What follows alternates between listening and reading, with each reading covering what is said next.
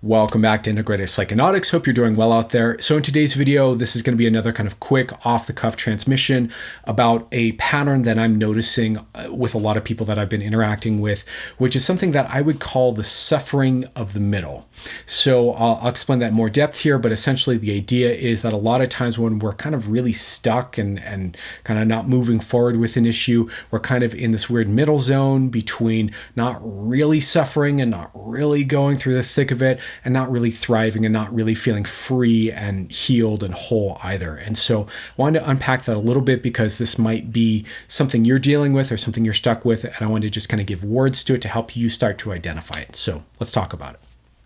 All right, so like I said in the introduction here, this is a pattern that I've been noticing with people that I've been working with, whether they're clients or people coming to me just for kind of advice and information, or people I see in my life. There's this recurring pattern that I notice where people get kind of stuck in this kind of middle zone and suffer there in an ongoing kind of chronic, long-winded way. And this really, one of the first places that I started to identify this was actually in session with a client, where I was kind of saying to this person, and they had a background of trauma and whatnot. I said, hey, it really seems like you get to this place where you're kind of in the middle and you're not happy. You're not doing great, but you're doing good enough. You're not totally suffering. You're not in the shit anymore, but you're not thriving. You're not transforming. You're not resolving stuff. You're not healing. You're just kind of in this like murky, uncomfortable, dissatisfying, unhappy, but ongoing middle zone. And he's like, that's it. Yes, exactly that. And this is something I see, again, a lot. And I wanted to just kind of name it here and really name what's going on there so that you have a better sense of that. So from my point of view, this is a flavor or form of avoidance.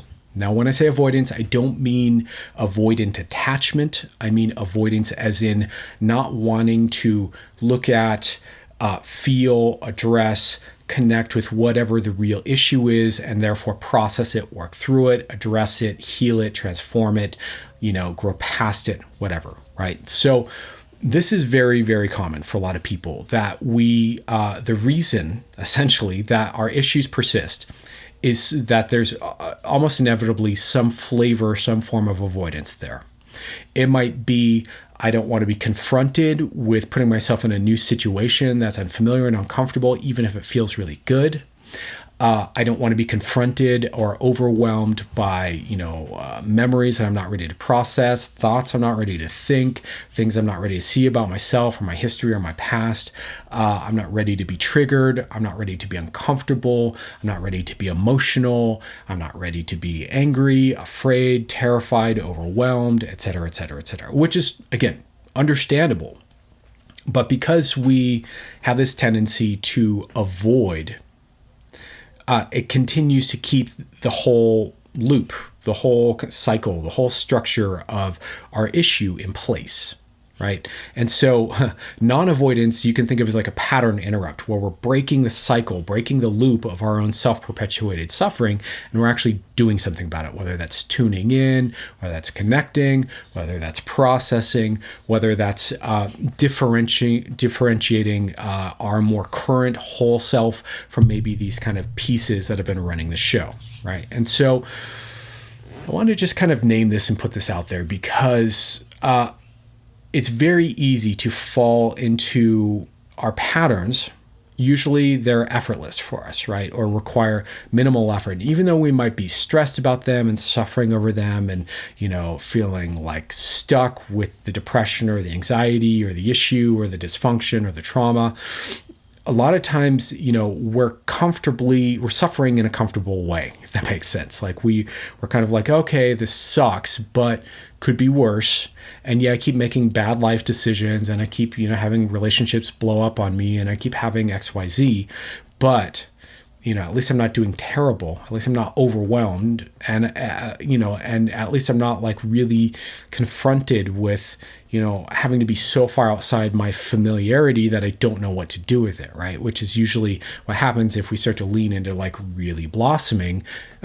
I would say, especially before we're kind of ready. I would say that there's a way to expand into higher functioning and happiness and thriving and well-being that can feel organic, that can feel natural, that feels like the next step and feels authentic and automatic rather than forced. And I think this is the difference between real healing versus kind of bootstrapping a change via personal development techniques. But I digress. So do you know what I'm talking about? Do you recognize this comfortable middle thing in yourself or in someone you know, in life around you, where someone is clearly not doing great, but also not doing the work to either heal it or improve it, and just kind of spinning out infinitely, in a loop with this same kind of familiar suffering, right? So the way out, in case it isn't obvious here, is going to be some form of non-avoidance, right? It's going to be some form. And this is, what coaching is about. This is what therapy is about. If you go to a good therapist, this is what, personal development seminars are about. If you go do psychedelics and you want to take medicine, a real powerful psychedelic experience, there's going to be non-avoidance involved, right? So I want you as a person working on whatever issue it is that you're working on to get really clear with yourself about this, because it does everyone a disservice, whether you're talking like if you're going to a therapist or you're going to a coach or, yourself, or again, you're taking psychedelics. It doesn't serve anyone if you are unwilling to change, not ready, not in touch with this kind of, suffering of the middle, and you're like, oh, it's fine, the way I've been living is fine, and you want to continue to feed your avoidance here, right? If you're doing that, but you're also trying to go to a coach or a therapist, they're not going to be able to help you. And you're going to waste your money and you're going to waste your time, and it's going to be frustrating for everyone involved, right? So notice this, tune into this. Are you stuck suffering in this kind of weird middle zone, this weird kind of doldrum? If you are, realize, get clear with yourself. I'm going to have to stop avoiding whatever it is that needs avoiding. Now, since we're talking about this, since I have your time and your attention here, I want to just make a comment about that, and then we'll wrap the video here. I think a lot of times when it comes to healing and personal growth work, we tend to think of, I'm going to have to be confronted with all of the overwhelming whatever memories, fears, emotions, whatever it is.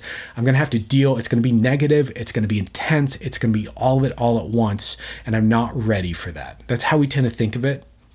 And in my experience, this is so often not the case. That can happen. And quite frankly, a lot of times that happens more when you're a little further down the line working with someone and there's more trust built up, and it's safer for you to kind of go there, including safe with yourself, like you have trust in yourself. More often though, a lot of times what I see happen is, you can portion out little pieces of processing. So it's what's called titrating, where you do a little processing, then you take a break. Do a little processing, take the pressure off yourself so that you're not overwhelming yourself, right? It's not an all or nothing, all at once thing. Often, your unconscious, your nervous system, however you want to think of that, offloads the pattern in layers as it deems that you're ready for it. So it may not give you all of the overwhelm and all the big emotions all at once. It'll give you what you're ready for, right? And a lot of times we go in and we're expecting heavy emotions, and it's actually, if we hold the right space with it, not as heavy as we think, not as challenging as we think, we're actually able to stay present with it. And there might be some emotions and some poignancy and some stuff, but we're not overwhelmed by it. And this is part of like skillful work on this kind of stuff. And then, another thing that happens a lot of times is you go in expecting that you're going to process pain, but really the therapeutic move is much more getting yourself into a better mindset, a better emotion, a better state, and then using that better emotion, better state to then work on or heal or transform or process whatever it is that's kind of been there that needs addressing, right? So sometimes in order to look at something sad or painful or overwhelming or discouraging, first the move is to get into a better state, to feel good, to feel clear, to feel aligned, to feel whole, to feel empowered, to feel strong. Obviously, since this channel addresses psychedelics a lot, that's one of the major places where psychedelics comes into play. It's one of the major things you can do with psychedelics to kind of bolster your personal growth work, and really one of the things that one of my messages here on the channel. But I digress from that. I want you to get that just because you might be thinking that it's going to be this big dramatic thing, and maybe there's some real stuff there for you. Maybe there's a lot of real stuff there for you. It can be done in small pieces. It can be done in a way where it's not totally overwhelming. For example, if you go into a trance a lot of times, and this is what I do as a hypnotherapist, when you're in trance, you're not so acutely overwhelmed by the memory or the fear or the emotion that you haven't been willing to feel. There's spaciousness there. So sometimes that's the move. Sometimes we think it's going to be one thing and it's a whole other thing, and it's not as big of a deal, right? And sometimes, the move is really to go into a more positive place in working with, again, a therapist or a coach or something like that, and then bringing that positive resource state, as a resource first before we then start to process. So then we feel safer, we feel stronger. So anyways, enough rambling. I just want to kind of put this idea out there because this is, again, a place where people get stuck. Avoidance can be a tricky thing. It's super common. No shade on you, no shame on you if that's kind of where you're at. But I just want to kind of name it so that you know what's going on, why you're kind of stuck in a holding pattern, and what the way out is. So I hope that's useful for someone out there. And thanks for watching as always, and much love to you guys. Take care.